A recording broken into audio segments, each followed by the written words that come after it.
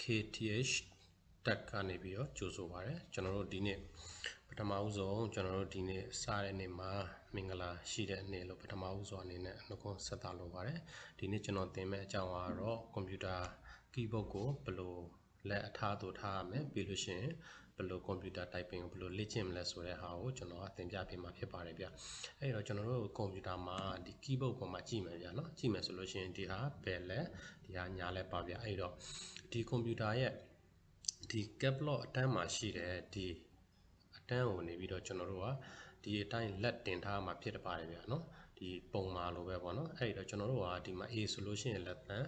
S ဆိုလို့ရှိရင်လက်တကြွယ် D ဆိုလို့ရှိရင်လက်ကလေး F ဆိုလို့ရှိရင်လက်ညှိုးပေါ့နော်ဒါဘယ်လက်ပေါ့အဲ့တော့ D မှာဆိုလို့ရှိရင် G နဲ့ H ကိုတော့အလွတ်ထားတယ်ဗျာနော်ပြီးလို့ရှိရင်ဒီညာဘက်လက်မှာဆိုလို့ရှိရင်လက်ညှိုးဆိုလို့ရှိရင် J လက်ကလေးဆိုလို့ရှိရင် K ဒီ L ဆိုလို့ရှိရင်လက်တကြွယ်ပြီးတော့ဒီမှာစီမီကွန်မှာဆိုလို့ရှိရင်ကျွန်တော်တို့ကလက်တန်းဆိုပြီးတော့ဒီတိုင်းထားမယ်ဗျာနော်ဒီတိုင်းပဲတန်းထားမယ်ထားပြီးတဲ့အခါကျလို့ရှိရင်ကျွန်တော်တို့ကဒီလက်ကိုမလှုပ်ဘူးဗျာဒီတိုင်းပဲတင်ထားမယ်ဒီ cap lock အတန်းမှာပေါ့နော်ဒီတိုင်းတင်ထားမယ်တင်ထားပြီးလို့ရှိရင်ဥပမာ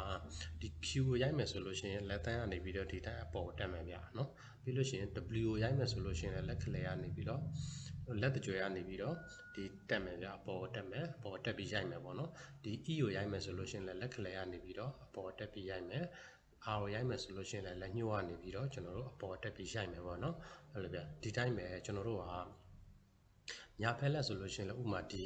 လက်ညှိုးပေါ့နော်လက်ညှိုးကနေပြီးတော့ဒီ U ကိုရိုက်မယ်ဆိုလို့ရှိရင်ဒီလက်ညှိုးပဲတက်မယ် I ကိုရိုက်မယ်ဆိုလို့ရှိရင်ဒီလက်ကလေးတက်မယ် O ကိုရိုက်မယ်ဆိုလို့ရှိရင်ဒီလက်တကြွယ်တက်မယ် P ကိုရိုက်မယ်ဆိုလို့ရှိရင်ကျွန်တော်တို့ကဒီလက်တန်းတက်မယ်ပေါ့နော်အဲ့လိုပဲကျွန်တော်တို့ကဒီတိုင်းတစ်ဆင့်ချင်းပေါ့နော်အဲ့လိုဖြည်းဖြည်းချင်းရိုက်ပြီးတော့လေ့ကျင့်သွားမှာဖြစ်ပါတယ်ဗျအဲ့ဒီတော့ကျွန်တော်ကဒီနေ့ကဒီလက်ကွက်ရိုက်တဲ့ပုံစံကိုနေပြီးနီးလန်း2မျိုးနဲ့နေပြီးတော့သင်ပြပေးမှာဖြစ်ပါတယ်ပထမနီးလန်းကိုကျွန်တော်တို့စလိုက်ကြအောင်နော်ကျွန်တော်တို့ဒီကွန်ပျူတာရဲ့ဒီ desktop ပေါ်မှာဒီ stack ကိုနှိပ်မယ်ပေါ့နော် stack ကိုနှိပ်ပြီးတော့ Microsoft Word ဆိုပြီးရိုက်လိုက်ပါမယ်ဗျ MICROSOFT WORD ပေါ့နော် Microsoft Word ဆိုပြီးရိုက်လိုက်မယ်ပြီးလို့ရှိရင်နှိပ်လိုက်မယ်ဗျပေါ်လာတဲ့ထဲကကျွန်တော်တို့ကဒီမှာ black document ဆိုတဲ့ဟာကိုရေးလိုက်မယ်ဗျနော်ရေးပြီးတော့ကျွန်တော်တို့ကဘာစာကြောင်းကိုကျွန်တော်တို့ကရိုက်ပြီးတော့လေ့ကျင့်မလဲဆိုတော့ကျွန်တော်တို့ AQUICK boss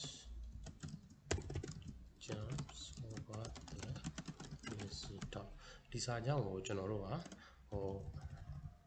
ရိုက်ပြီးလေ့ကျင့်မှာဖြစ်ပါလေဗျအဲ့တော့ကျွန်တော်တို့ကဒီ keyboard မှာဒီ A ဆိုတာဒါအကြီးဖြစ်နေတယ်အပေါ်အစားစာလုံးတွေရဲ့အကုန်လုံးကနေပြီးဒီမှာအကြီးတွေဖြစ်ပါတယ်ဗျအဲ့တော့အဲ့ဒီစာလုံးအကြီးရအောင်နေပြီးတော့ကျွန်တော်တို့ဘယ်လိုရိုက်မလဲဆိုလို့ရှိရင် keyboard မှာကျွန်တော်တို့ကဒီမှာ A ပေါ့နော်A စာလုံးကိုအကြီးရိုက်မယ်ဆိုလို့ရှိရင်ဒီဘယ်ဖက်လက်ကနေပြီးတော့ဒီလက်သန်းကိုရိုက်မှာပေါ့နော်ဒီတိုင်းဘာမှမနှိပ်ပဲနဲ့ဒီတိုင်းလက်သန်းကိုနှိပ်လိုက်မယ်ဆိုလို့ရှိရင် A ကနေပြီးတော့ small letter ပဲရမှာပေါ့နော်အသေးပဲရမယ်အဲ့တော့ကျွန်တော်တို့ကဒီညာဖက်လက်ရဲ့လက်သန်းကနေပြီးတော့ဒီ8ကိုနှိပ်ထားမှာဗျ8ကိုနှိပ်ထားပြီးမှကျွန်တော်တို့ကဒီလက်သန်းကဒီဘယ်ဖက်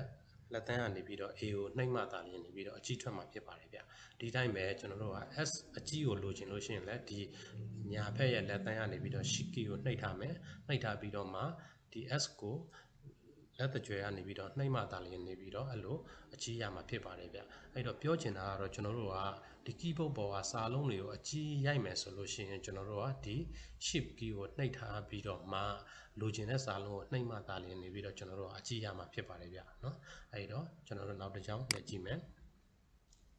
အခု A ကိုရိုက်မယ်ဆိုလို့ရှိရင်ကျွန်တော်တို့ကဒီ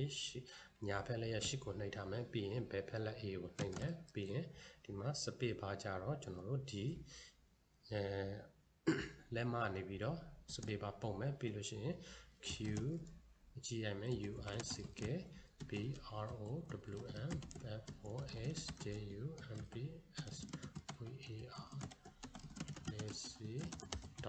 ဒီစာကြောင်းလေးကကြတော့ကျွန်တော်တို့ဒီကွန်ပျူတာ basic သင်တဲ့အချိန်မှာကျွန်တော်တို့ဆရာကလည်းဒီစာကြောင်းကိုပဲရိုက်ခိုင်းတယ်ပေါ့နော်ဘာလို့ဆိုတော့ဒီ A ကနေပြီးတော့ Z အထိတော်တော်များများပါတယ်ဗျဒီစာကြောင်းမှာပေါ့နော်အဲဒါကြောင့်ကျွန်တော်တို့ကဒီစာကြောင်းကိုပဲကျွန်တော်တို့လေ့ကျင့်ခဲ့ရတာဖြစ်ပါတယ်ဗျ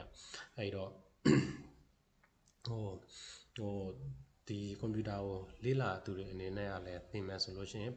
ဒီစာကြောင်းကိုပဲအဲ့လိုလေ့ကျင့်ဖို့အတွက်ကျွန်တော်အနေနဲ့အကြံပြုလိုပါတယ်ဗျနောက်တစ်နည်းကတော့ကျွန်တော်တို့ဒီ website ပေါ်မှာနေပြီးတော့ကျွန်တော်တို့လေ့ကျင့်တဲ့နည်းပေါ့နော်အဲ့ဒါကြတော့ကျွန်တော်တို့ဒီ website ကိုကျွန်တော်တို့သွားလိုက်မယ်သွားလိုက်ပြီးတော့မှဒီ website ပေါ့နော်ကျွန်တော်ဒီဟာလေးကိုလည်း link ချထားပေးမယ်ဗျာနော်အဲ့လိုဆိုလို့ရှိရင်ဒီမှာကျွန်တော်တို့ဒါ keyboard ပေါ့နော်ဒီမှာဘယ်လဲဒီမှာညာလဲပေါ့ဗျာအဲ့လိုဆိုတဲ့အခါကျတော့ဒီမှာတော့ရှင်းတယ်ဗျာရိုးရှင်းတယ်ဆိုတာဒီမှာ A ကိုအစိမ်းပြထားတယ် A ကဘာနဲ့ရိုက်မလဲလက်သန်းနဲ့ရိုက်မယ်ဗျာနော်ဒီမှာရိုက်မဲ့စာကြောင်းကဒီမှာအပေါ်မှာပေးထားပြတယ်ဗျာနော်အဲ့လိုဆိုတဲ့အခါကျတော့ဒီမှာ keyboard ပေါ်မှာလက်ခဏလို့ကျွန်တော်တို့တင်လိုက်မယ်တင်လိုက်ပြီးတော့မှကျွန်တော်တို့ A ကနှလုံးရိုက်မယ်နော်ဒီမှာA ကနေပြီးလက်သန်းနဲ့ရိုက်မယ် A ပြီးရင်ဒီမှာအစိမ်းပြထားတယ်ဗျအဲ့ဒီအစိမ်းကနေပြီးကျွန်တော်တို့လက်မနဲ့နေပြီးတော့ပုံရမယ်ဗျနော်ပြီးရင် S ဆိုလို့ရှိရင်ဒီမှာလက်တကြွယ်ရိုက်မယ်ဗျနော်ဘယ်လဲရဲ့လက်တကြွယ်က S နှလုံးရိုက်မယ်ပြီးတော့ဒီမှာအစိမ်းပြထားတယ်အစိမ်းပြထားတာ space bar ပုံမှာလက်မနဲ့ပုံလဲပြီးလို့ရှိရင် D ကနေပြီးဒီမှာလက်ကလေးဗျနော် D ကနေပြီးလက်ကလေးနှလုံးရိုက်မယ်ပြီးလို့ရှိရင် space bar လက်မပုံမယ်နော်ပြီးလို့ရှိရင် F ကနေပြီးဒီမှာလည်းညှို့ပြထားတယ်လက်ညှို့နှလုံးရိုက်မယ်ပြီးလို့ရှိရင်ဒီမှာဘယ်ဖက်လက်ရဲ့လက်မနေပြီးတော့မှညာဖက်လက် ညာဖက်လက်ရဲ့လက်မနေပြီးတော့ space bar ပုံမယ်ပြီးလို့ရှိရင်ဒီမှာညာလက်ရဲ့ခြေပေါ့နော်ညာလက်ရဲ့ဒီလက်ညှိုးကနေပြီးခြေကိုရိုက်မယ်ဗျနှလုံးနော်ပြီးလို့ရှိရင်ညာလက်ရဲ့လက်မနေပြီးတော့ space bar ပုံမယ် K ကနေပြီးလက်ကလေးနော်လက်ကလေးနှလုံးရိုက်မယ်ညာလက်ရဲ့လက်ကလေးနှလုံးရိုက်မယ်ပြီးလို့ရှိရင်ဒီညာလက်ရဲ့လက်မနဲ့ space bar ပုံမယ်ပြီးရင်ဒီမှာ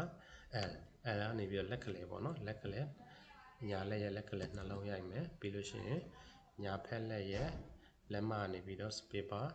ချက်ရိုက်မယ်ပြီးလို့ရှိရင်ဒီမှာ semi comma ပေါ့နော် semi comma လက်တန်း